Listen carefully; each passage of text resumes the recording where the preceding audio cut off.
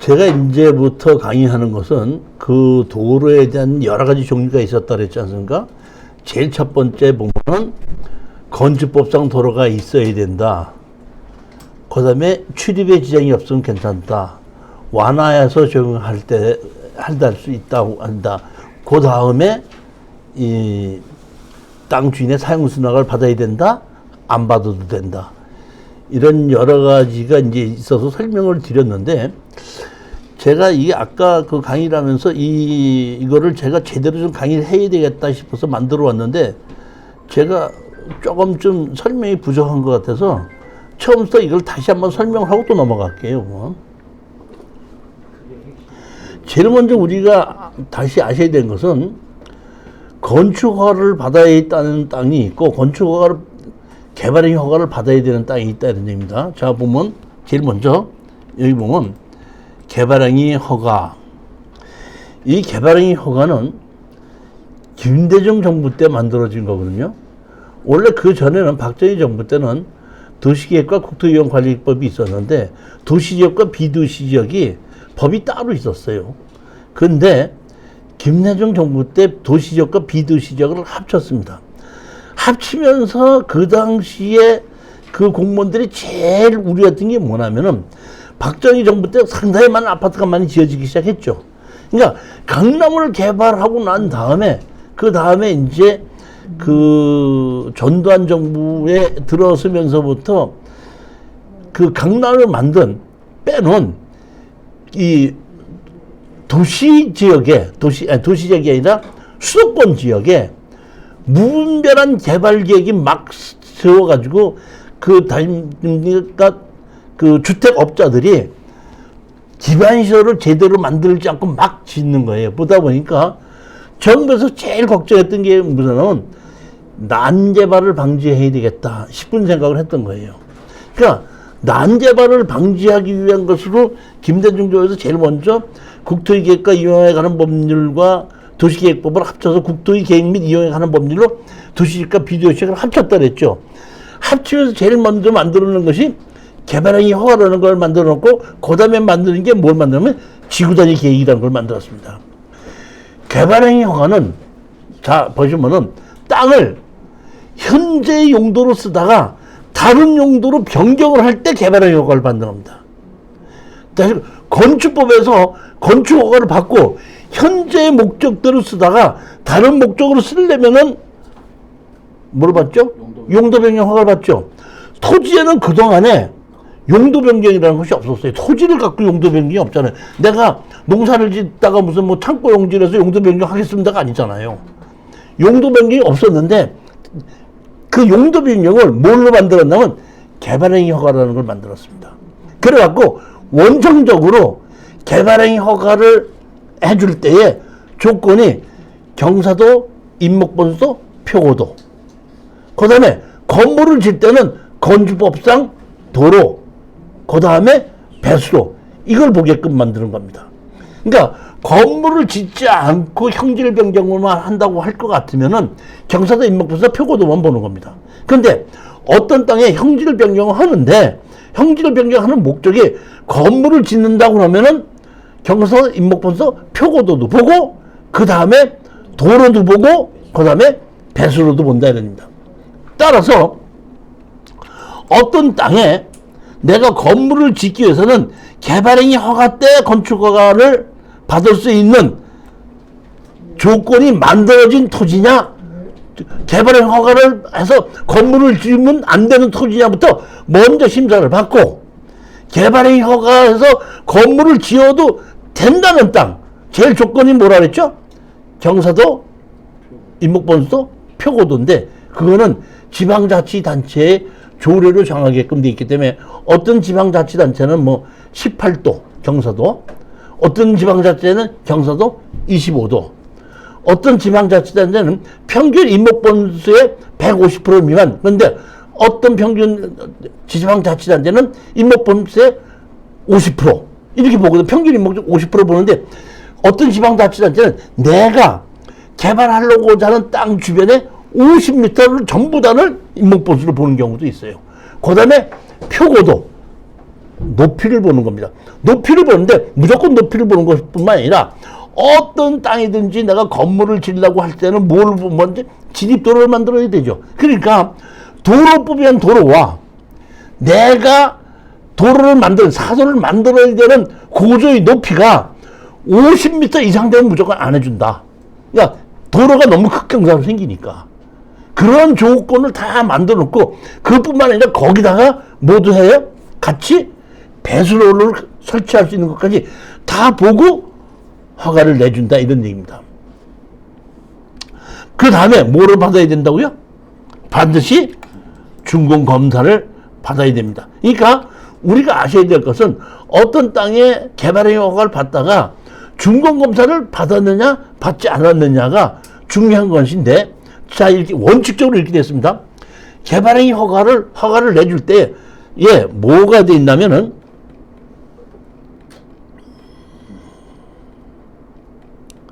자 보십시오. 여기 보면 뭐가 있죠? 개발행위 목적 종류 뭐가 있죠?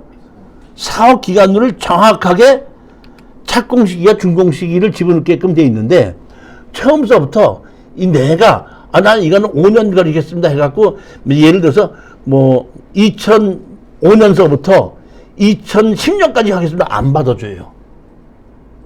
얼마까지 받아주면 기본적으로 가장 길게 받아주는 것이 2년입니다. 2년.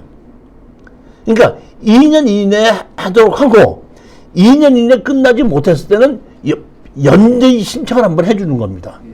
그러니까 여기 보시게끔 되면 자 보십시오. 여기 보면 자 보십시오.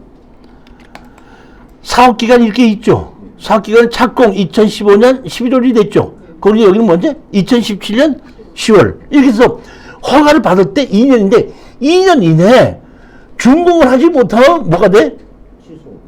취소가 되는데 공사를 하다가 중단이 되는 경우가 있죠. 중단이 되다 보니까 가서 연기 신청도 안 하고 그냥 나몰라라고 자빠지는 경우에는 취소가 됩니다. 그런데 그렇지 않고 공사를 열심히 하고는 있는데 아직 돈 못할 수도 있죠. 그랬을 때 이거 내가 아직 못했는데 맞아 언제까지 내가 하겠습니다 하면은 1년을 시켜서 연장을 해준다 이런 얘기입니다. 그런데 가장 중요한 거는 보면 아까 개발행위 허가 목적이 있다 그랬죠. 목적이 뭐죠? 건물을 짓는다고 할 수 있죠. 그러면 목적이 건물을 짓는다고 할 때는 허가서에 건축허가도 같이 들어가요. 건축허가 낸다고 그랬으니까 개발행위 허가에 여기다가 내가 이런 건물을 짓려고 합니다 하면 여기에 형질병령이 여기다 건물을 짓기 위해서 이렇게 하고 여기다 웅벽을 치고 여기다 진입도를 만들고 배수를 이렇게 만들고 축대를 어떻게 썼는데 그게 설계가 다 들어가야 되잖아요. 그렇지 않습니까? 그렇게 들어가서 허가를 내주는데 조건이 언제 했다고? 2년입니다. 2년인데 2년 이내에 개발행위 허가를 받았다고 하면은 개발행위 허가를 받고 났으니까 준공이 다 됐으니까 거기다 그 다음에는 그 건축 허가 받은 대로 착공계를 내고 준공을 하면 되는 겁니다. 그러면 형질변경 준공이 나고 원래 건축 준공이 나는 거예요. 근데 하다 보니까 이럴 수가 있죠. 개발행위 허가를 신청했는데 2년 이내에 신청하다가 안 될 수 있죠. 안 되다 보니까 1년을 했습니다. 1년을 연장했다 보니까 1년 연장이 되는데 처음서 건축허가를 언제 신청했죠? 허가를 받을 때 신청했죠. 허가를 받을 때 신청하는데 건축허가는 허가를 받고 2년 이내에 착공을 하지 않은 그 허가는 취소가 돼요. 그러다 보니까 아직 형질변경 준공이 안 났는데 허가가 취소될 것 같으니까 착공 신고를 내는 거예요. 그러면 담당 공무원이 원칙적으로는 이게 형질변경 준공이 나지 않기 때문에 착공계를 받아주지 말아야 되는데 그러면 또 건축허가가 죽으니까 착공계를 받아줍니다. 그런데 그렇게 해놓고 형질변경이 준공이 되지 않으면은 개발행위 허가와 농지전형이나 산지전형 허가는 취소가 됐고 건축허가는 일단은 착공을 하고 나면은 언제까지 준공돼야 된다는 법은 없습니다. 허가를 받고 나서 2년 이내에 착공을 하지 않은 그 허가는 취소되고 1년을 연장시켜달라면 1년 연장이 되고 그 이상은 안 해줍니다. 무조건. 그때 이상은 처음부터 허가를 처음부터 다시 받아야 돼요. 그럼 허가를 다시 다 받자고 그 허가를 그대로 살려두려면 뭘 하냐면은 착공계를 내는 겁니다. 근데 이렇게 됐던 것이 가끔 가다가 경매로 나오게끔 되면은 가만히 보면 뭐는 죽었어? 개발행 허가는 취소됐어. 근데 건축 허가는 뭐야? 살아있어. 착공계를 냈기 때문에. 근데 중요한 거는 개발행 허가 받고 건축 허가 받을 때 땅 주인의 사용수락을 받았죠. 그렇죠. 근데 땅 주인 허가를 받았는데 개발행 허가고 받았는데 개발행을 준공을 못했죠. 그러니까 개발행을 다시 받으려면은 땅 주인의 사용수락을 받아야 되죠. 그러면 개발행 허가가 취소됐고 건축은 착공이 돼 있어 갖고 준공하기 전인데 경매가 나온 것이 먼저 번에 제가 얘기했거든. 추풍령 거하고 이 천안 거. 추풍령 거는 골조가 다 됐으니까 경매를 집어넣는 데서 강제로 건물을 기입 등기해서 건물을 포함을 했고, 천안 거는 진입도로는 빼놓고 단지 안에 도로는 포함했고 직담한 건물도 포함을 해서 경매로 신청했고 진입도로는 빠졌다 이런 얘기입니다. 그러면 근데 거기서 조건이 뭐냐면 개발행 허가는 뭐가 됐어? 취소가 됐어요. 그러면 내가 낙찰을 받아갖고 다시 개발행 허가 신청하려면 땅 주인의 사용수를 받아야 돼? 안 받아도 돼요? 안 받아요. 아니 그런 문제가 많이 있다 보니까 그런 문제가 있을 때 가격이 어떤다?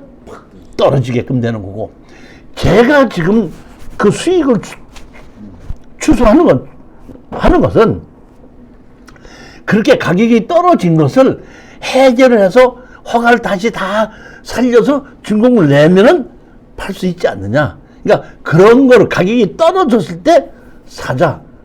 그것을 어떻게 하면 해결할 수 있느냐가 제가 이 도로를 가지고 강의하는 목적이라는 거예요. 얼뜻 보면은, 자, 항상 우리가 아셔야 될 것은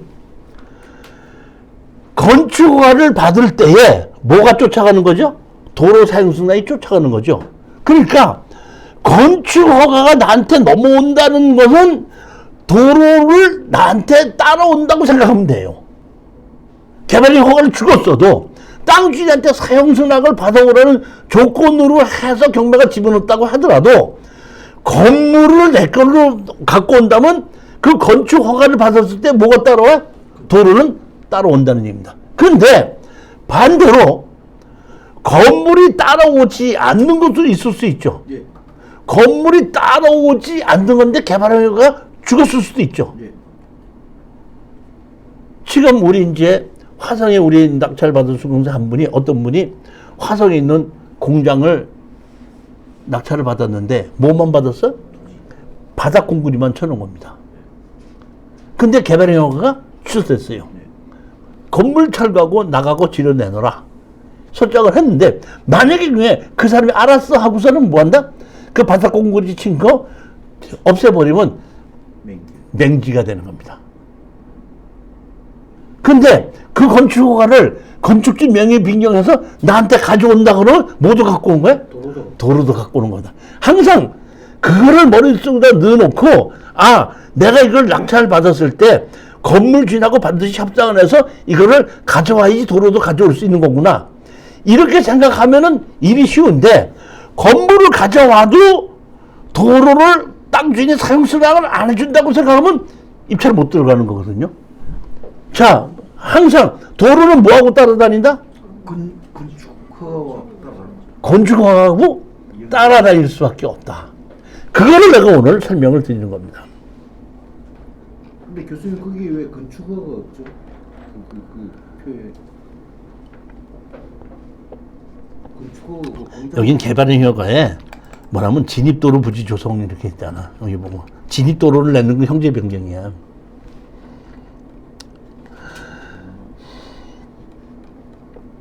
그 다음에 그 준공이 나면은 개발행 허가 준공검사 신청서 이렇게 돼야 되는 겁니다.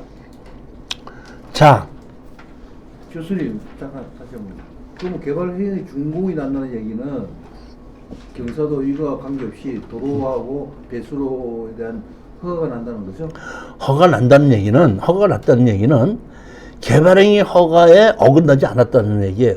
경사도도 통과가 됐고, 임목본수도 표가됐고, 표고도도 통과됐다 이런 얘기예요. 도로도 됐고. 예? 도로도 됐고 다 됐는데, 보면 준공이 났으면 허가대로 다 끝이 났다는 얘기고, 준공이 나지 않았다는 얘기는 원상복구해야 된다는 뜻입니다. 그러면 중간에 원래 주인은 원상복구해야 되는데, 원래 주인이 나한테 몰라라고 자빠졌잖아요. 그러니까 새로 경매를 산 사람이 둘 중에 하나 원상복구를 하든지 아니면은 개발행 허가를 새로 받아서 처음부터 개발을 다시 하든지. 그러면 그렇게 중단된 거를 제가 가서 담당자한테 물어보면 이렇게 얘기합니다. 우리가 개발행 허가를 받을 때 예책임이 있죠. 개발행 허가 받다가 중단이 됐단 말이에요. 제가 이제 한번 담당자한테 갔어요. 이렇게 됐다가 보니까 개발행 허가가 중단이 됐는데 이거 뭐 원상복구 조건으로 해서 이렇게 해서 경매가 나왔는데 이게 어떻게 하면 됩니까? 그랬더니 그거 우리가 그 예치금 가지고요 원상복구는 다 시켜놨는데 겨울이라서 아직 나무는 못 심어놨거든요. 내년 봄 되면 나무는 새로 심어놓으면은 원상복구는 끝나는 겁니다.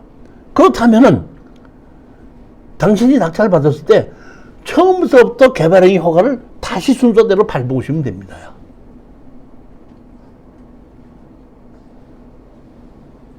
그럼 다시, 그러니까 말로는 쉽죠. 처음부터 뭘 다시 밟아보면 돼? 개발행위. 근데 그 개발행위 허가의 조건에 다른 사람의 땅을 사용 승인을 받아와야 되는 거 있으면 그 땅 주인의 사용 승인을 다시 받아야 되다 보니까 개발행위 받기가 어려울 수도 있다는 거죠.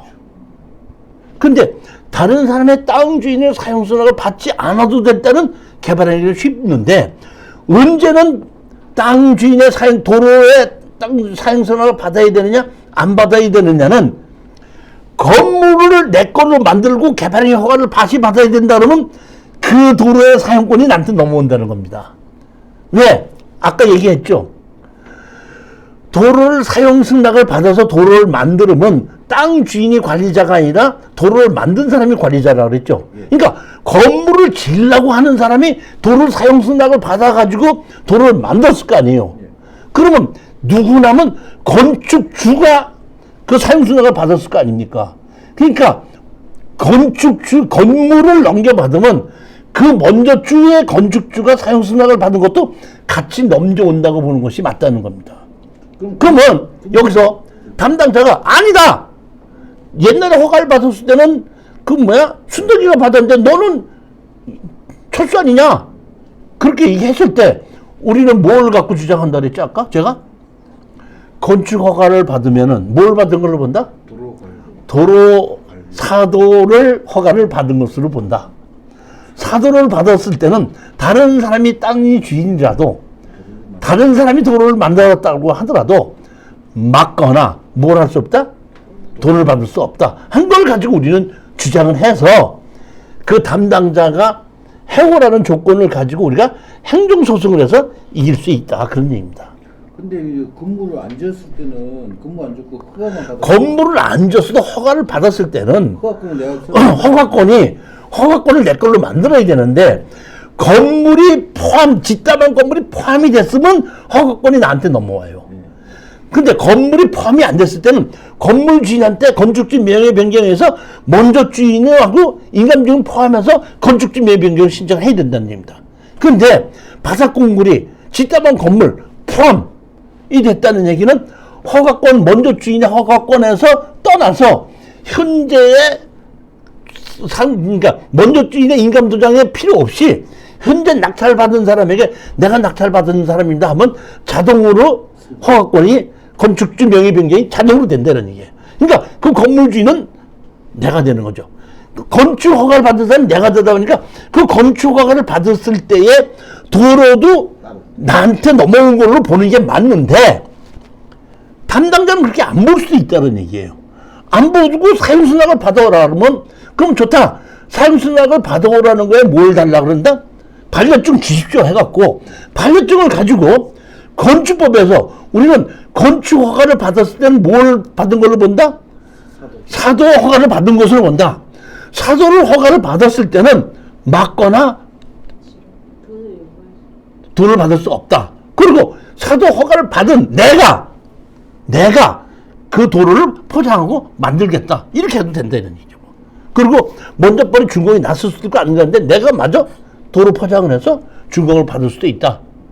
저는 그렇게 보는 게 맞다.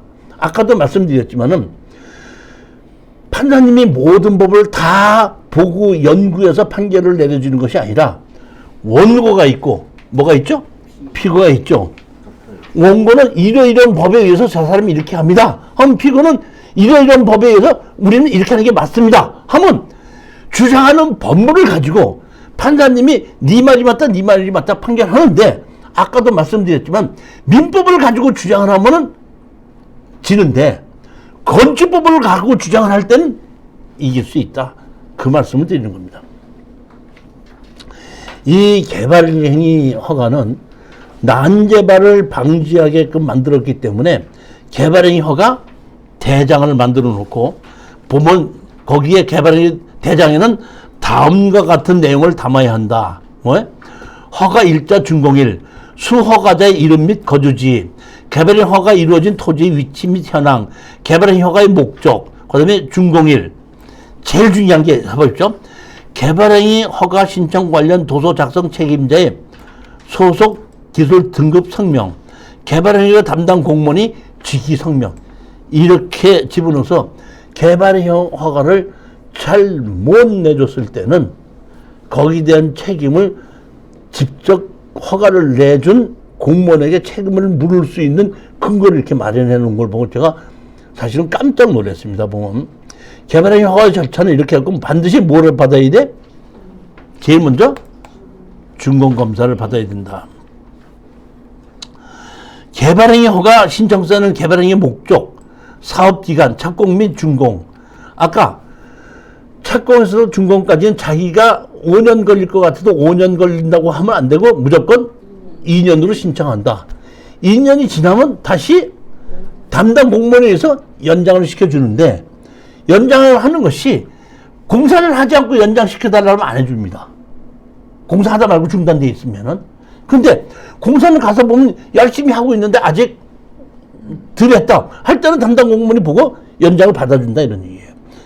그리고 만약의 경우에 2년이 지났는데도 공사도 하지 않고 나몰라를 한다고 할 때는 아까 예치금 해놓은 거 가지고 지방자치단체에서 그 예치금을 가지고 원상복구시키는데 원상복구시킨다는 얘기는 옛날처럼 만든다는 얘기가 아니라 주변에 피해가 가지 않게끔 하는 것이 원상복구예요. 원상복구 그러면 옛날에 3m 있던 흙을 깎아냈는데 원상복구 옛날처럼 3m를 새로 만들어 놓느냐? 아닙니다. 주변에 피해가 가지 않을 정도를 만들어 놓으면 담당 공무원은 원상복구라고 봅니다. 제가 아까도 얘기했듯이 우리가 원상복구 시켜놨고 나무만 심으면 되니까요. 만약 사장님께서 낙찰 받으시면 처음부터 새로 개발행위 허가 신청하시면 됩니다. 근데 현장을 가봤더니 원상복구라고 해놓은 것이 이렇게 산을 깎아가지고 형질 변경 받아가지고 축대를 조금 쌓아놨거든요. 축대를 쌓아놓은 것도 그대로 있고 흙이 있던 걸 그대로 있냐면 흙이 있는 것이 아니라 그냥 내가 보기에는 평탄시켜서 이불 덮어놓은 것 같아. 그런데 뭐라고 그래? 원상복구 했다고 얘기합니다. 그러니까 원상복구의 뜻은 옛날처럼 하는 것이 아니라 그대로 뒀을 때도 주변에 있는 땅에게 피해가 가지 않는다고 생각하면 담당 보험들은 그걸 가지고 원상복구라고 인정한다 이런 얘기입니다.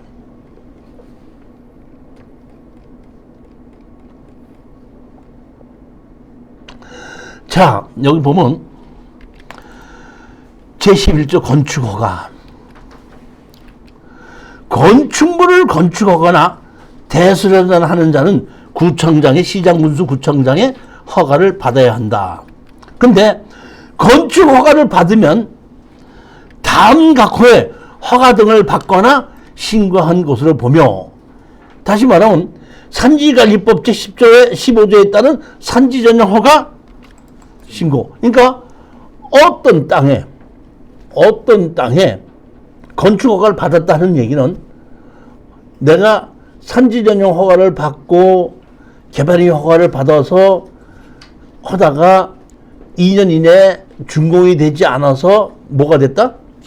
취소가 됐다. 근데 건물을 내가 받아서 건축주 명의가 변경이 됐으면은 제가 가서 이렇게 건축 허가가, 그러니까 개발인 허가가, 농지전용 허가가 취소가 됐더라고요. 그 이렇게 됐어 어떡하냐 그랬더니 이거는 뭐 허가를 받은 것으로 보기 때문에 절차를 다시 밟으십시오 해갖고 내 이름으로 내가 땅을 건물을 낙찰 받았잖아요. 내 이름으로 개발인 허가, 산지전용 허가를 다시 신청하십시오. 다시 신청했고 농지전용 부담금 또 내라고 그러더라고요. 그럼 내가 어떡하나 봤더니 내가 낸 농지전용 부담금을 내가 내고 먼저 농지전용 부담을 낸 사람 있잖아요. 그럼 지방자치단체는 농지전용 부담금 2번 받는 거 아니에요. 근데 이거 공시지가 갖고 내는 거잖아요. 그러니까 먼저 번에 공시지가를 낸 사람은 2천 몇 번이었는데 내가 할 때는 공시지가가 올라드니까 3천 얼마더라고. 그러니까 3천 얼마를 내가 다시 내라고 해서 냈어요. 그랬더니 거기에 있는 받은 데 먼저 2천 얼마 낸 사람한테 연락해서 당신이 농지전용 허가를 받았는데 당신이 농지전용 허가 받은 건 취소가 됐고 당신이 농지전용 허가 받은 건 취소가 됐으니까 2천 몇백만 원 받아가십시오 하고 연락이 가더라고요. 그런 식으로 처리해서 건축허가가 우리가 넘어올 때는 그렇게 하는 거예요. 근데 건축허가 없을 때는 처음부터 다 땅 주인서 전부 다 사용승인을 다 다시 받아야 되는 겁니다.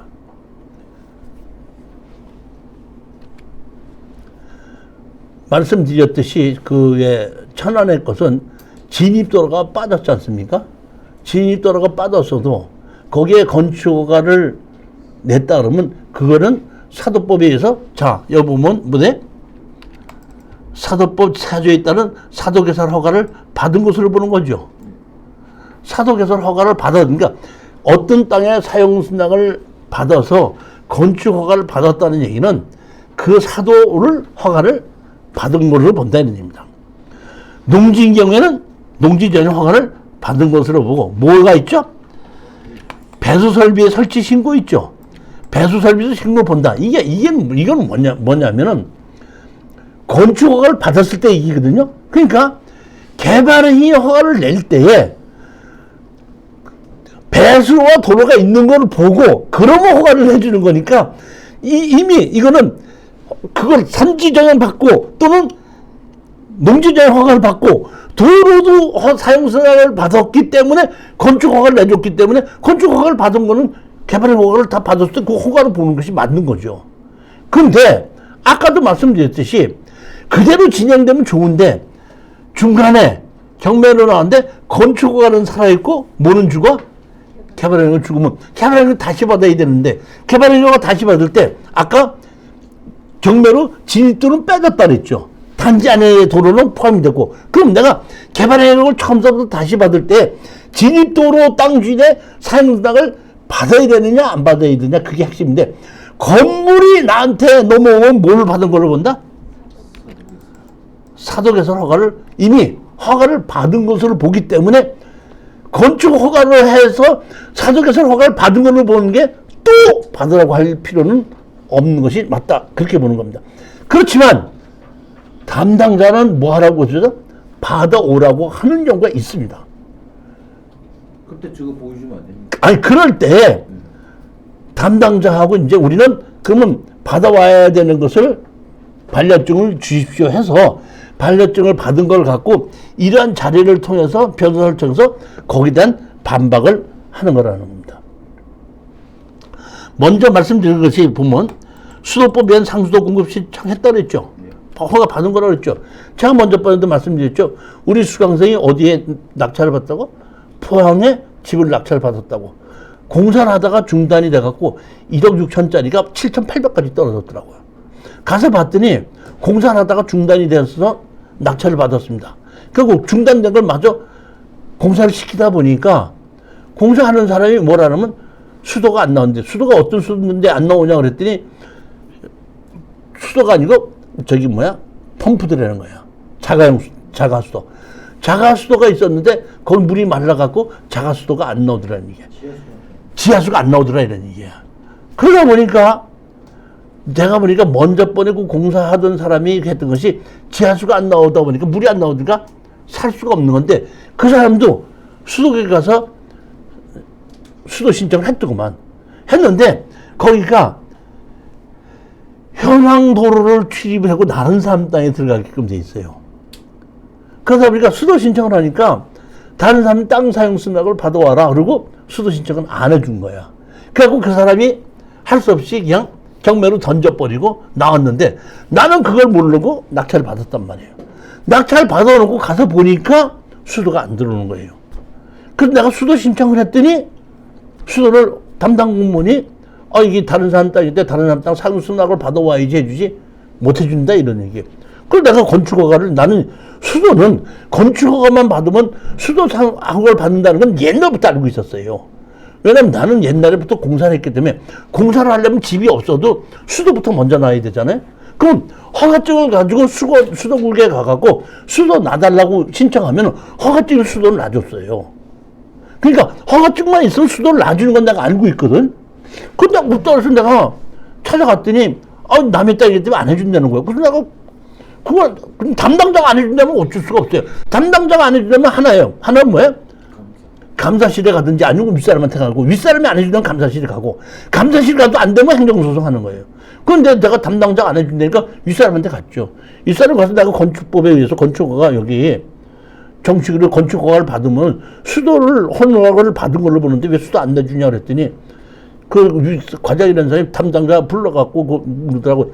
정식으로 건축허가 받았는지 안 받았는지 포항시청에 건축가에다 물어봐라 그러다 보니까 한 2, 3분 있다가 정식으로 허가 받은 거랍니다. 했더니 수도 놔줘. 수도 놔주라고. 그러니까 이제 남의 땅인데 어떻게 놔줍니까? 하고 이제 와서 현장에서 그러는데 이런 식으로 해서 이렇게 놔달라. 해가지고 그때 놔준 적이 있습니다. 그러니까 이렇게 건축허가를 받았을 때는 그 건축법에 의해서 건축허가를 받은 건 대지인 경우에 건축허가를 내준 때는 대지인 경우에는 그 옆에 기반시설이 있는 걸로 보기 때문에 그냥 건축허가를 받은 수도나 뭐 이런 거 다 한 걸로 보는 겁니다. 그런데 아까 개발행 허가를 받아야 되는 땅 있죠. 그거는 그 옆에 그 기반시설이 없는 땅일 수 있잖아요. 기반시설이 없는 땅일 땐 사비로 해서라도 네가 도로도 만들고 배수로도 만들어라. 수도도 만들어라. 근데 수도도 만들어라 하는데 수도 만드는 값보다는 저기 뭐 지하수 파는 값이 싸다 보니까 수도 신청을 하지 않고 그냥 배수를 만드는 거죠. 근데 제주도에서는 지하수 마음대로 파지 못하지 않습니까? 그러니까 제주도에서 땅을 살 때는 내가 수도를 끌어와야 되니까 수도가 끌어오는 것이 한 500m 된다 그러면 땅값보다 수도 끌어오는 값이 더 들 수가 있는 그런 경우도 생긴다는 겁니다.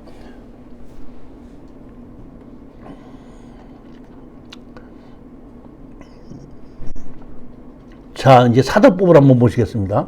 아까 건축법에서 보게끔 되면은 건축허가를 받으면 이걸 허가를 본다 했고, 착공 신고를 하면 공사 계획을 신고해야 된다. 도로의 지정, 도로에 대한 이해관계의 동의를 받아야 한다. 지분이 오랫동안 토는 인원 사실상 동안 해당 지방자치 조례를 정하는 경우에는 사용승낙을 안 받아도 된다. 사도법 보십시오. 이 법에서 사도라 하면 다음 각각의 도로가 아닌 것으로서 도로법엔 도로도 아니고 도로법 준용을 받는 도로도 아니고 농어촌 도로법도 아니고 농어촌 주변 때는 도로가 아닌 도로법이 아닌 도로를 도로법엔 도로에다가 연결시키는 도로를 사도라고 한다는 얘기입니다. 사도는 누가 관리한다고요? 사도 개설자가 관리한다고 돼 있죠. 그러니까 다른 어떤 사람이 땅 주인의 사용 승낙을 받아서 내가 건축 허가를 받고 내가 도로를 만들었지 않습니까? 그럼 도로를 만들어 놨을 때 그 땅을 이용해서 건축 허가를 받을 때 땅 주인한테 사용 승낙을 받아야 돼? 도로를 만드는 사람한테 사용 승낙을 받아야 돼? 도로를 만드는 사람한테 사용 승낙을 받아야 된다는 겁니다. 그러니까 아까 제가 잠깐 얘기했는데 동도를 이용해서 건축허가를 받기 위해서는 A하고 B는 땅 주인의 사용승낙을 받으라고 했죠. 그러니까 A와 B가 A 사용승낙을 받았잖아요. 그럼 그 뒤에 C가 C가 건축 허가를 받을 때 A, B를 다 받아야 되느냐, C만 받아야 되느냐, A만 받아야 되느냐, 이게 나올 때 답이 나오죠. 이제 누구만 받으면 돼요? B만 받으면 되는 거죠. B만. 그렇죠? 근데 담당 공무원이 뭐야? 다 받아오라는 수도 있죠. 그러면 다 받아오라는 거는 뭘로 달라고 그래? 서류로 달라고 얘기해요. 서류 달라고 해서 이렇게 됐는데 왜 네가 다 그렇게 하느냐, 잘못됐지 않느냐고 이걸 가지고 상대편이 잘못했다는 것을 정확하게 법에 의해서 지정을 했을 때 판사님이 판결을 해준다는 얘기죠. 사도법의 연계는 통행인의 제한은 금지를 할 수가 없다. 권리 의무 승계. 사도법의 권리 의무가 뭐야? 종전사도 개설자의 권리 의무를 승계한다. 그러니까 땅 주인이 승계하는 것이 아니라 먼저 땅 허가를 받은 사람이 그 권리를 승계한다. 언제? 사돌 개설자가 지위를 양도한 경우. 즉 보면 먼저 개발행 허가를 받아서 사회동 승낙을 받아서 그 사람이 뭐야? 건축 허가를 받았는데 경매로 나왔죠. 경매로 나왔는데 그 사용 승낙을 받은 도로는 안 나왔고 우리 땅만 경매로 나왔죠. 그 건축 허가를 내가 받았을 때는 이 사도 개설자의 지위를 양도한 것으로 본다 이런 얘기. 왜? 그 건축 허가를 낼 때 그 사람에게 사용 승낙을 해줬기 때문에 이걸 가지고 이 법에 의해서 우리가 주장을 해야 된다 그런 얘기죠. 뭐.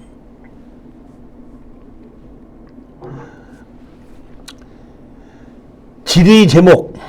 파주시 도로관리장에 등록된 도로를 이용하여 산지 전용 허가를 받고자 하는 경우 토지 소유자 외에 도로관리자에게도 도로에 관한 동의를 받아야 하는지 이렇게 뭐냐 도로관리자에게 도로를 받아야 되는지. 회답.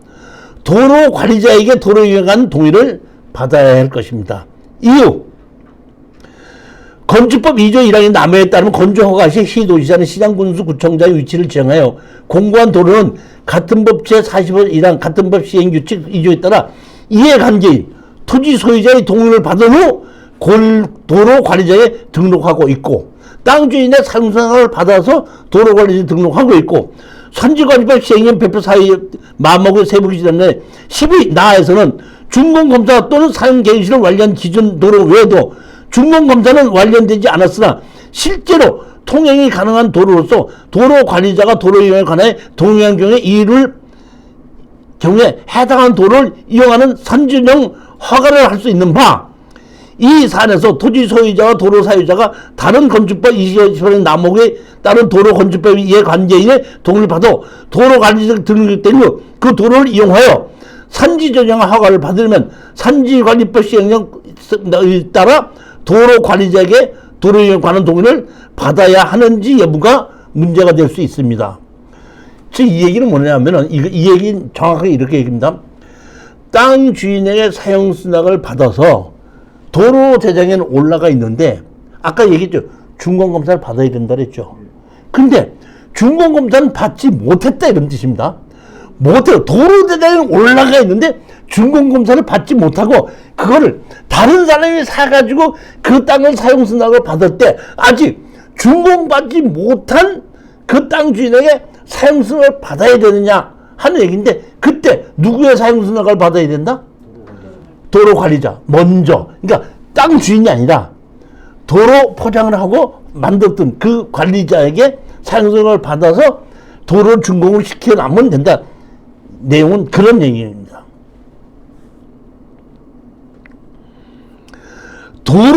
실제 도로를 개선하면서 비용을 부담하고 차후 도로에 대한 준공검사를 받아야 할 의무자는 도로를 개선한 관리자이지 토지 소유자가 아니라는 점. 분명히 이게 나왔죠. 돈은 누가 들였어? 도로 관리자. 땅 주인한테도 돈 줬죠. 예. 거들 도로를 만든다고 도로를 만들었죠. 예. 그 사람이 사용승낙을 받아야지 토지 소유자가 주인이 아니다 이런 뜻입니다. 저도 이번에 이걸 보고 정확하게 이게 땅 주인의 사용승낙을 받아야 된다고 하지 않고 건축법에서 뭐라고 나와 있어? 이해관계이네. 이해관계이냐. 땅 주인이 아니고 뭐야? 이해관계. 그러니까 땅 주인에게 사용수납을 받아서 도로를 만든 사람도 그 사람이 땅 주인이 아니라 이해관계인이 되는 겁니다. 그러니까 그 사람의 사용수납을 받아야 된다. 이렇게 된 얘기죠. 따라 도로 관리자에게 도로 이용에 관한 동의를 받아야 될 것으로 봅니다. 즉 이 얘기는 뭐냐면 아까도 얘기했지만 건물을 내가 사면은 내가 뭐가 돼? 도로 관리자가 되는 거예요. 땅 주인이니까 땅 주인한테 사용수납을 받지 않고 그 건물을 내가 다 샀단 말이에요. 경매로. 허가권을 샀다. 허가권을 샀을 때 내가 보기엔 도로 관리자도 나에게 넘어오는 거기 때문에 먼저 땅 주인에 가서 개발행 허가가 죽었다고 하더라도 다시 먼저 땅 주인한테 가서 사용수납을 받지 않아도 되지 않냐. 나는 그런 식으로 해석을 한다는 뜻입니다.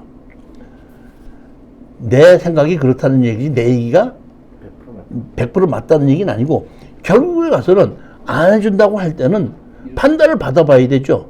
누구한테? 판사님한테. 그러니까 이렇게 해가지고 이걸 가지고 우리가 한번 주장을 해봐. 땅 주인의 사용수납 받으면 아니지 않냐. 도로 관리자에게 사용수납을 받아야 되고 우리는 건축허가를 받은 사람이고 건축을 넘겨받은 사람인데 내가 도로 관리자가 되는 거 아니냐. 왜? 건축주에게 사용수납을 했으니까. 그리고 그 건물에 사용수납을 한 거니까. 그러니까 그 건물에 의해서 사도대장에 올라가는 거니까. 그렇게 주장하면 건축법에 의해서 건축계에 따라오는 걸로 보는 게 맞다 이런 얘기죠. 근데 만약에 건축 허가를 받은 것이 내게 안 된다. 아까 조금 아까 얘기할 여줄 것은 건축은 내게 안 되는 거죠. 그러니까 그 건물 그 사람이 맹지라고 주장하는 것은 나는 뭐냐면 건축 허가를 내 걸로 만들어야 된다 이런 얘기죠. 아까 여기 보면은 뭐 세부의 10의 나항이라 그랬죠. 그래서 내가 10의 나항을 찾아봐. 10의 나항. 개발행 산지전용 허가의 10의 나항. 도로관리에 따라 고시 공고된 후 공사가 착공된 도로로서 준공검사가 완료되지 않았으나 도로관리자 또는 도로관리자의 이용에 동의한 도로. 아직 준공은 되지 않고 뭐만 했어? 사용승낙만 받은 도로.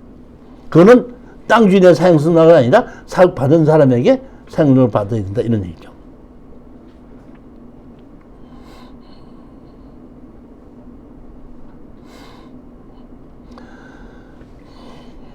산지 전용 허가 또는 도로관리법 외에 다른 법률에 따른 허가 등을 받아 공사가 착공된 후 준공검사가 완료되지 않아 실제로 차량 통행이 가능한 도로로서 다음 요건에 모두 갖춘 도로, 가에 따른 도로와 연결된 도로일 것, 산지 전용을 받은 자 또는 관리자가 도로 이용에 동의할 것.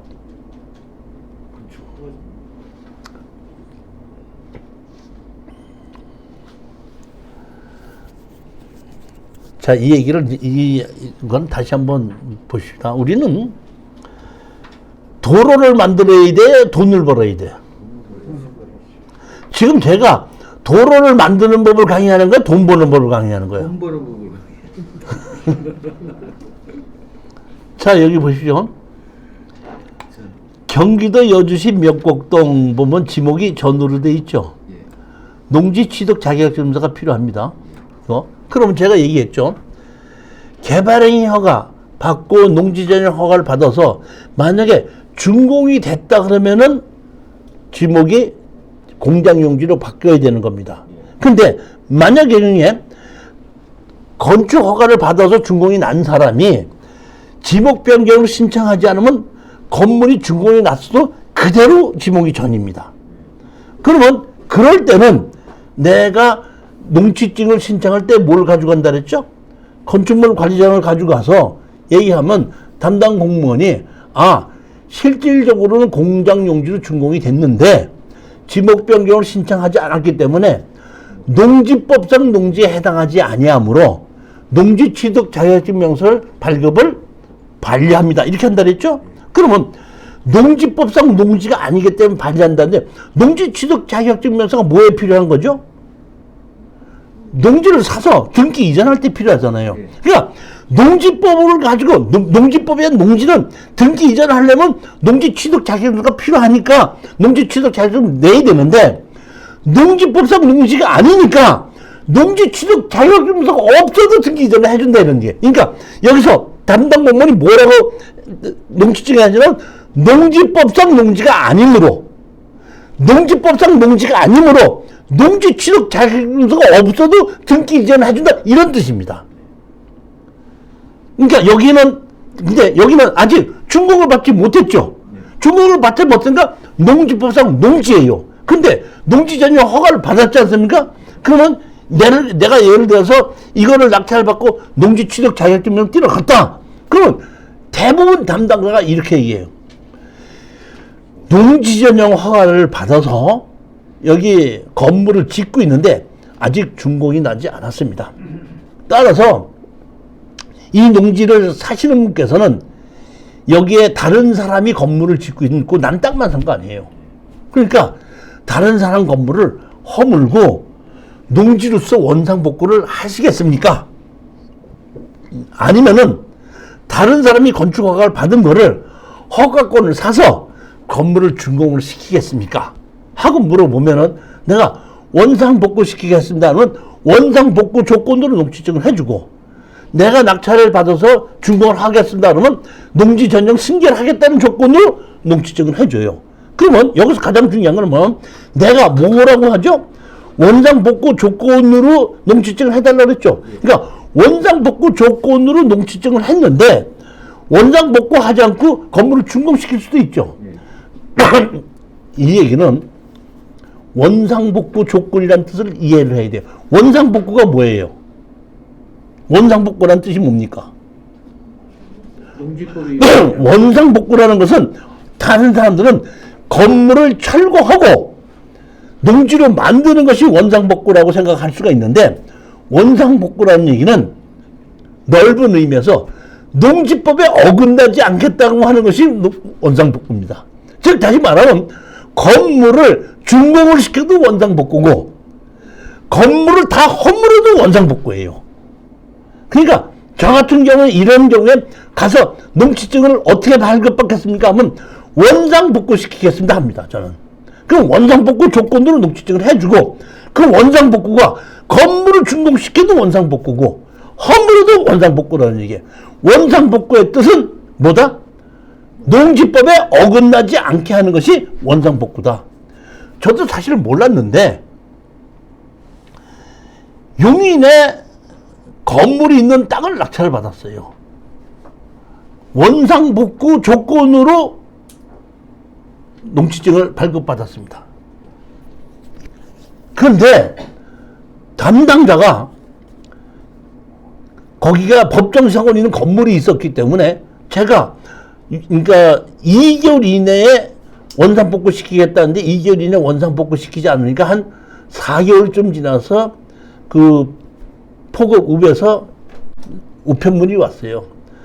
당신이 원상복구 조건으로 농지증을 발급받았는데 아직까지 미이행하고 있으니까 빨리 이행하시기 바라며, 만약에 계속해서 이행하지 않을 때는 이행 강제금이 부과될 예정입니다. 이렇게 우편이 왔더라고요. 그래서 제가 뭐냐면 먼저 거기에 있는 건물 주인한테 건물 철거하고 나가라는 소장을 접수했거든요. 그래서 그 소장 접수한 사본을 해갖고 포고부에다가 답변을 냈어요. 건물 주인이라는 자가 자기 건물이라고 주인하면서 철거하지를 않아서 철거해달라는 소장을 이렇게 냈습니다. 그래서 판결이 나면은 바로 철거하고 원상복구 시키겠습니다. 이렇게 답변을 보냈더니 기다렸다가 한 6개월 지나다 보니까 건물 철거하라고 판결이 났어요. 판결이 났는데 그냥 집이 너무 깨끗하고 좋기 때문에 제가 그냥 그 철거를 안 시키고 있었더니 다시 포구읍에서 그 읍의 농지증 담당자가 한번 보자고 전화가 왔어. 그래서 제가 찾아갔어요. 그랬더니 저한테 이렇게 얘기했더만, 작년에 우리 읍에서 원상복구 조건으로 이 농지증을 발급받은 것이 6개가 있는데 다 원상복구 시켰는데 그 하나만 원상복구 시키지 않았습니다. 그래서 사실은 먼저 소송한다고 그래서 소송도 끝났지 않습니까? 그래서 제가 한번 가봤는데 집이 철거하기 너무 아깝고 좋네요. 그래서 제가 시청에다가 얘기해서 이거 양성화 시킬 수 있느냐고 물어봤더니 양성화 해주겠다고 했으니까 그냥 철거하지 마시고 철거 안 하시려면 정식으로 뭘 하십시오? 양성화를 시켜서 농지법에 어긋나지 않게만 해드리면 저는 그게 원상복구를 인정해 드릴 수 있습니다. 하고 그때 그 담당자가 얘기를 해줘갖고 원상복구를 시키는 게 허물라는 것이 아니고 농지법에 어긋나지 않게끔 하라는 것이 원상복구를 하는 것을 그때 알았어요. 이것도 여기서 보면 감정가격이 지금 얼마죠? 예? 감정가격이 얼마? 10억이죠. 10억인데 지금 얼마에 시작을 했죠? 7억에 시작한 것은 뭐냐면 여기가 10억, 감정가로는 10억인데 만약에 건물이 없으면 또 건물이 포함이 됐으면 그대로 10억이 시작하는데 건물은 매각제이기 때문에 이 감정은 얼마에 시작해? 7억에 시작한 겁니다. 참 보면 땅이 되는 게 희한해요. 땅이 1억짜리 땅에다가 그 땅하고 어울리는 제대로 된 건물을 1억 들여서 지어놓으면은 3억에도 사는 사람이 있어요. 땅이 1억, 건물 1억 들였는데도 사용하는 사람이 많고 수익이 올라가다 보니까 3억 정도 팔리는 겁니다. 그런데 1억짜리 땅에다가 1억을 들여서 집을 잘못 지어놓으면 7천만 원 준다고 판다고 해도 안 팔리는 게 땅이에요. 즉 이 얘기는 뭐냐면 땅과 건물의 조화가 이루면은 땅과 건물이 전부 다 비싸지지만 땅에다가 어울리지 않는 잘못된 건물을 지었을 때는 땅 가격도 건물 가격도 전부 다 떨어지는데 여기에 경매로 나온 건물을 잘못 지은 것이 아니라 땅 주인과 건물 주인이 다르게끔 만들어지는 거죠, 지금. 다르다 보니까 건물 주인도 힘을 못 쓰고 땅 주인도 힘을 못 쓰는 관계가 되다 보니까 아예 감정 가격을 70%로 내려서 시작하는 겁니다. 그러다 보니까 3차까지 떨어졌는데도 10억짜리가 얼마까지 떨어서 3억 4천까지 떨어졌고 전입니다. 여기에 창고는 뭐야? 죄입니다.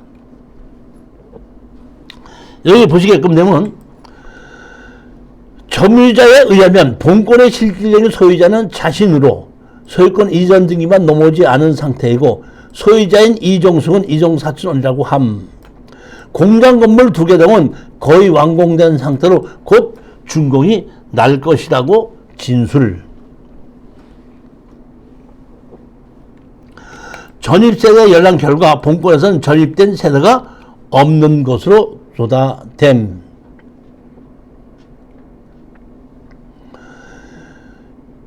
여기 보면 지분으로 8분의 6이 있고 있고 퍼플이 있다가 증여해가지고 이 보면 이종숙이라는 사람이 이제 이 땅 전부 다 주인이었다가 요 땅입니다. 여기에 보면 이것이 다음에 항공사진인데 여기는 창고가 없습니다.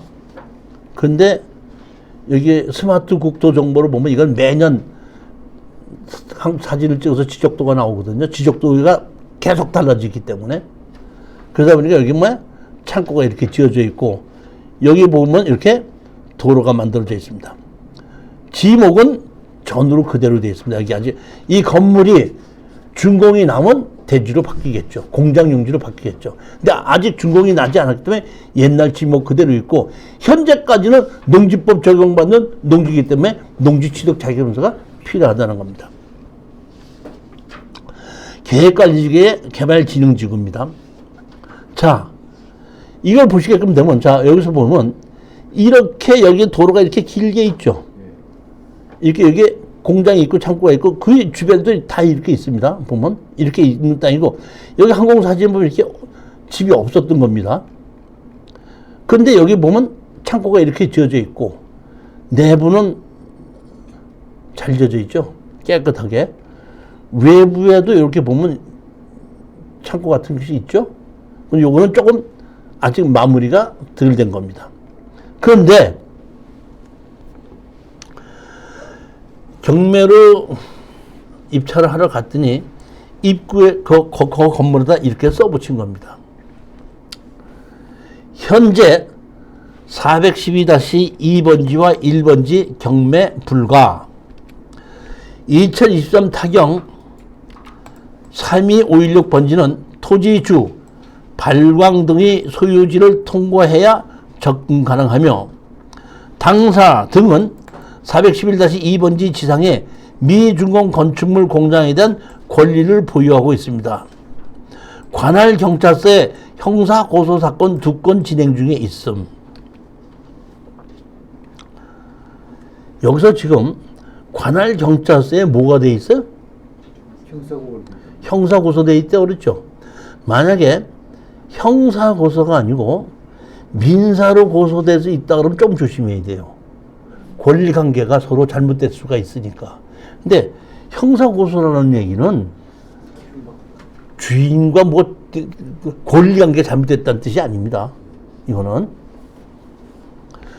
따라서 경매 공고된 감정평가서 보고서상에 불명한 기재와는 달리 411-2번지의 통행이 원천 불가함을 알려드립니다. 양지하시기 바랍니다. 현 경매 토지는 100% 맹지임을 알려드리며 진입도로는 취득해서 발광해서 보유하고 있음. 자, 여기 보면 여기 뭐야? 그 진입도로는 뭐야? 공장 용지로 되어 있습니다. 여기 진입도로입니다. 원래는 보게끔 되면은 아까 항공 저기 보게끔 되면 이 도로가 여기도 있고 이렇게 많죠. 그리고 이 경매가 전부 다 이게 한 필지였었는데 요 필지만 따로 팔아가지고 건축 허가를 날 때는 여기 있는 도로를 이용해서 건축 허가가 나다 보니까 이것이 이렇게 분할이 된 거예요. 이게 보면 공장 용지 있는 걸 그대로 분할해 놓은 겁니다. 먼저 낙찰 받았을 때 누가 있죠?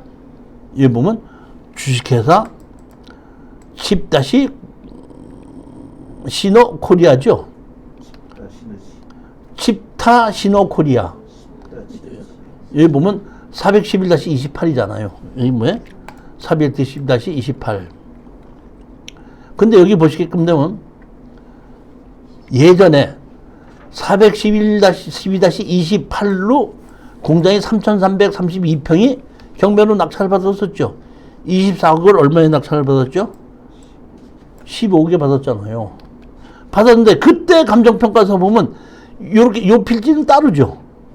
그리고 여기서부터 여기까지 전부 다 같이 받았잖아요. 이렇게 돼 있는데 제가 보면 이번에 요 땅을 팔아서 다른 사람이 건축허가를 받았죠. 그러면서 여기에 건축허가를 받기 위해서 여기 있는 땅을 이렇게 뭐야? 진입도로로 아까 만들어서 허가를 내줬고 준공을 받지 않았기 때문에 아까 있던 땅 전부 다가 공장 용지였던 것이 그 땅을 분할했는데 공장 용지 그대로 돼 있는 겁니다. 그리고 여기 건축허가를 내줘. 땅이 잘라진 거예요. 이제 먼저 경매는 낙찰을 받아서 한 땅 하나였었잖아요. 이렇게 그래갖고 보면 여기 하나하고 두 개잖아요. 하나하고 두 개잖아요. 이렇게 그렇잖아요. 이게 한 필지였잖아요. 한 필지였는데 지금 나온 건 요것만 나왔잖아요. 요것만 나왔는데 옛날에 낙찰 도로가 없었잖아요. 도로가 없었는데 지금 보면 뭐야? 도로가 있잖아요. 이렇게 도로가 짜져져서 있잖아요. 그게 도로하고 연결됩니까? 그러니까 이게 도로하고 연결되는 땅이에요. 이렇게 이 도로하고 연결된 땅이 이 땅. 이렇게 뒷거에 다 있는 땅이에요. 이 연결된 땅이 이 땅이 이게 다 이게 연결되니까 여기로 해서 같이 연결돼 갖고 이렇게 요 땅과 같이 이렇게 잘라져 갖고 이렇게 돼 갖고 여기까지 이렇게 만들어진 땅이에요. 보면 이게 여기는 지목이 도로고 이쪽은 그냥 공장 용지인데 공장 용지와 도로를 합쳐서 6m로 만들었더만. 그렇게 해가지고 여기에 건축허가를 받은 겁니다. 따라서 아까 여기 붙여놓은 사람 말 맞더나 이 도로의 주인은 누구야? 관리자가 이 사람이죠. 허가를 받았으니까. 건축 허가를 받았을 때 땅 주인의 사용수당을 받는 거 아니에요. 그러니까 이 건축 허가를 받은 사람이 도로 관리자가 됐잖아요. 그러니까 여기에 써 붙인 이 내용은 거짓말이 아니라 맞는 얘기예요. 이 뭐야?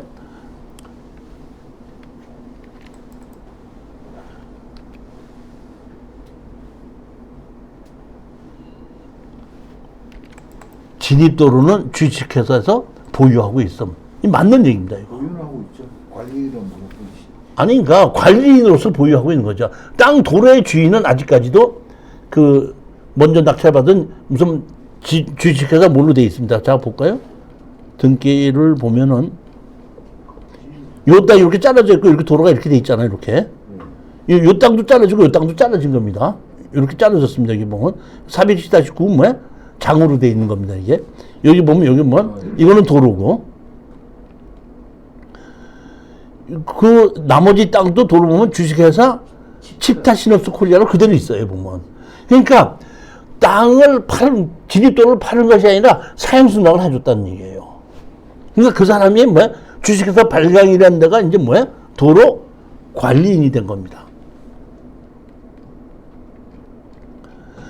자, 그런데 내가 만약에 낙찰을 받았는데 도로를 내 걸로 만들어야 돼, 안 만들어도 돼? 핵심이 그거 아니야. 우린 돈을 벌어야 된다 그러죠. 돈을 벌어야죠. 응? 돈을 벌어야지. 그러니까 우리는 땅을 돈을 벌려면 팔아야 되죠. 그렇죠. 그럼 저 땅을 누가 사?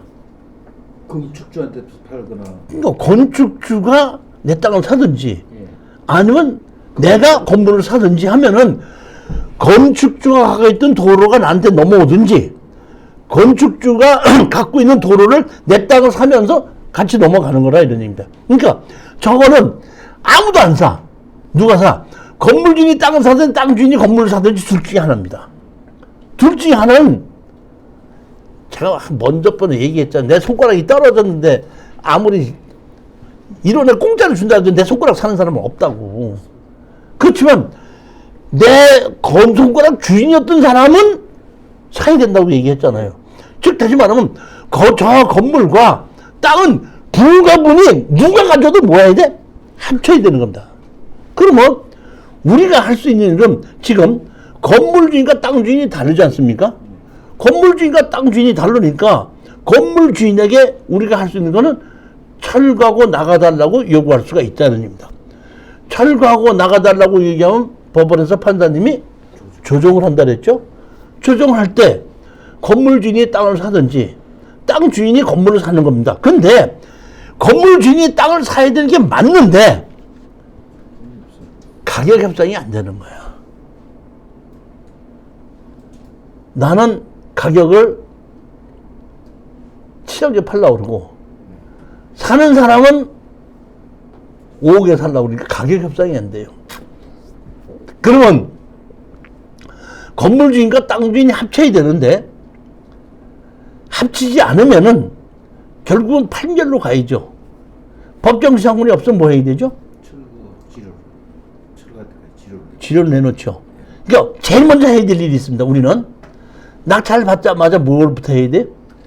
내 거로 만든다. 아니, 건물 주인에게 철거하고 나가라고 지료 판결문을 받아놓는 거예요. 지료 판결문을 해놓고 뭐야? 그 건물을 가처분 결정을 받아놓는 겁니다. 그래놓고 지료 가지고 건물을 어떻게 한다? 따로 경매로 집어넣는 겁니다. 지료를 가지고. 그러면 자기 마음대로 내가 가처분 해놨기 때문에 자기 마음대로 철거도 못해요. 저는 우리 수강생들에게 돈을 벌으라고 열심히 연구해서 추천해줬죠. 해줬는데 겁시나니까 들어가 못 들어가.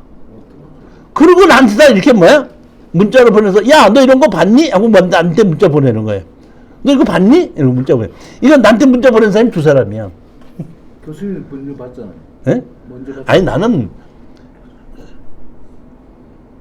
이런 거 있는지 보지 못했는데 이런 걸 보고 내가 겁먹는 게 아니라 이런 것이 있으면은 입찰 들어갈 때 자 내가 만약에 내가 이걸 갖고 입찰 들어갔는데 이게 없다 그러면 입찰 가격을 얼마에 쓰나 하면은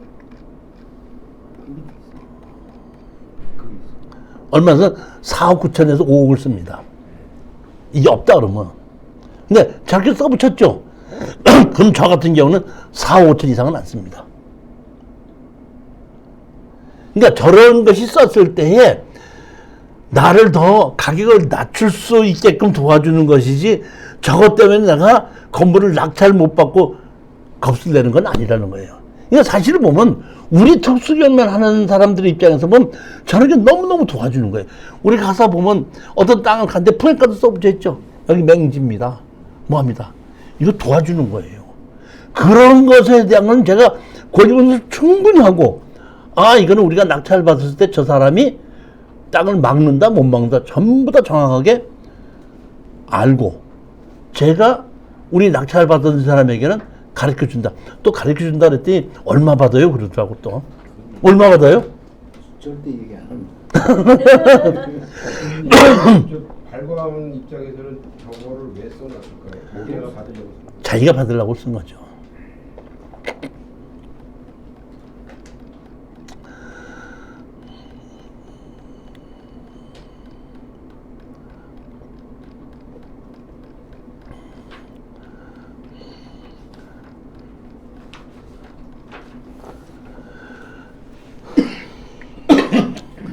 (3월 7일하고 8일) 이런 특수경매 실전 사례를 가지고 공개 강의를 하려고 합니다.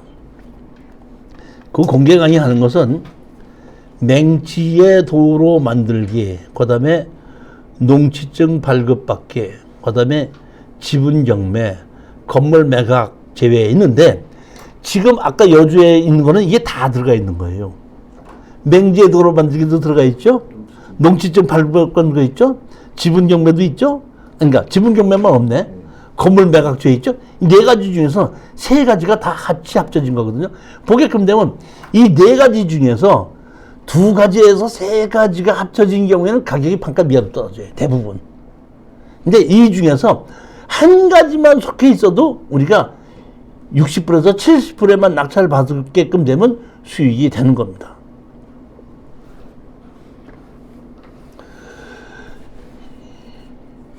우리의 공개 강의는 3월 7일 날 3시부터 5시까지 하고 7시부터 9시까지 하고 8일 날 3시, 5시, 7시, 9시 똑같은 강의를 7일하고 8일에 3시 한 번, 5시 한 번, 3시 한 번, 7시 한 번을 두 번을 하게끔 되고 먼저 번에도 우리 오신 분들에게 제가 쓴 옛날에 이게 특수경매, 역대 정부의 부동산 정책 이런 책을 하나씩 드렸는데 이번에도 좀 하나씩 드리려고 하고 위치는 선릉역 5번 출구에 역삼역 방향으로 200m 직진으로 오시게끔 되면 아남타워 1414호인데 반드시 문자로 예약을 해 주시고 문자로 제가 며칠 날 몇 시에 가겠습니다 하고 문자로 예약을 주시면 거기에 맞춰서 제가 자리를 만들어 놓고 무료 공개 강의 하는 것을 준비를 하려고 하니까 우리 김 사장님 좀 아시는 분 좀 오라고 좀 추천 좀 해주고 하사장님 네. 그런 얘기 할 것 같으니까 머리 숙이고 있죠. 그러지 마시고 이렇게 추천을 좀 해주시기 바라고 다음번에 이 도로에 관한 것은 제가 오늘 도로에 관한 건 다 설명을 했는데 가장 중요한 건 뭐냐면 이 내가 얘기하는 걸 달리 담당 공무원이 다르게끔 판단하는 실전 사례가 있습니다. 도로는 건축법상 도로가 있고 출입에 지장이 없는 경우가 있고 사용수당을 받아야 되는 경우니까 사용수당을 안 받아도 되는 경우 있고 1 미만의 지역의 경우는 도로법을 적용하지 않는 경우가 있고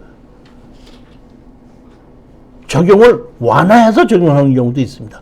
그러니까 언제가 그렇게 되느냐를 아는 것이 중요한데 핵심은 이거에 보면 건축법상 도로는 일단은 현황 도로가 있을 때의 얘기가 시작이 되는 겁니다. 현황 도로가 없을 때는 무조건 현황을 만들어야 돼요. 그래서 만들어 놓고 땅 주인의 사용수량을 받느냐 안 받느냐 그런 얘기는 그때 만들어야지 얘기가 되지. 일단 미만의 지역이라고 하더라도 현황 도로가 없으면은 무조건 그거는 건축법상 도로는 될 수가 없습니다. 도로법엔 도로나 사도법엔 도로가 아니더라도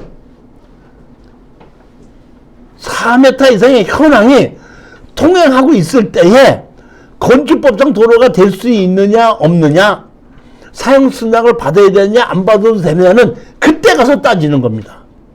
따라서 어떤 땅이든지 도로가 없는 곳에 가서 내가 건물을 지으려고 할 때는 무조건 저 섬에 가서 집을 짓다고 하더라도 뭐를 받아야 돼? 현황 도로를 만들어 놔야 됩니다. 그러니까 남의 밭을 지나서 내 밭이 들어가는데 내 밭에다가 집을 지려면 방법은 두 개예요. 땅 주인한테 사용수량을 받아야 되는데 땅 주인 한 달 동안 여행시키고 한 달 동안의 현황 도로를 만들어 놓는 거야. 말을 하자면 그렇다 이런 얘기. 그러니까 남의 땅에다가 현황 도로를 만들면 땅 주인이 가만히 있을 수가 있습니까? 근데 만약에 가만히 있었다. 그럴 때는 그것도 건축법상 도로가 될 수는 있다 이런 얘기입니다. 그런데 허가를 낼 때 사용수량을 받아오라 그러냐 안 받아오라 그러냐, 완화해서 적용할 것이냐, 미만이기 때문에 괜찮을 것이 적용하느냐는 담당자에 의해서 달라진다는 얘기. 그러니까 현황이 없는 도로는, 현황이 다닐 수 없는 경우는 무조건 건축법상 도로가 될 수 없다는 겁니다. 또 하나는 우리가 민법에 보면 주주의 토지 통행권이라고 있죠.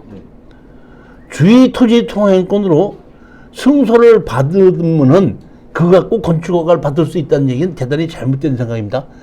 단이라는 얘기지 그거 하고 건축허가를 내준다는 뜻은 아닙니다. 단이라는 뜻입니다. 막지 말라는 뜻이지 도로를 내주라는 뜻은, 건축법상 도로를 내주라는 뜻은 아니라는 거예요. 그러니까 주의 토지 통행권에 의해서 승소를 했다고 해서 무조건 건축허가 날 수 있다 이렇게 생각하지 말라는 얘기고, 여러분들이 어떤 땅에 현황 도로를 가지고 건축허가를 받을 수 있느냐 없느냐는 가장 핵심은 뭐부터 보냐면은 동도로를 이용하여 건축허가 난 적이 있는가서부터 주변 환경서부터 같이 보는 거예요. 근데 여기저기 팔단이 돼갖고 꼭 이 도로 아니니까 다른 도로로 써서라도 만약에 들어갈 수 있다고 할 때는 동도로를 이용한 것이 아닌데, 막다른 골목길인데 맨 끝에 집이 있는데 그 집 들어가기 전에 땅에다가 집을 짓는다고 할 때는 동도로 이용해서 건축허가 난 적이 있기 때문에 그런 경우에는 건축허가를 놨었던 걸로 인정을 받아서 그쪽으로 밀고 들어가면은 건축허가를 받을 수 있는 도로를 만들 수도 있는 방법이 있다 이런 얘기다. 생으로 아무 방법도 없는, 건축허가 한 번도 난 적이 없는 그런 도로를 가지고 건축법상 도로를 만들 수 있는 방법은 없습니다. 반드시 뭐가 돼야 돼? 현황은 도로가 있었을 때입니다. 그때 지목이 뭐든지 상관없고 건물 주인이 누구든지 상관이 없고 건축법상 도로가 될 수 있는 확률이 있기는 있습니다. 무조건 된다는 것은 아니고. 이제 구정을 쉬시고 오시게끔 되면은 그 여러 가지 도로에 대한 실전 사례를 가지고 여러분에게 자세히 설명드리도록 하겠습니다. 자, 안녕들 들어가십시오. 감사합니다.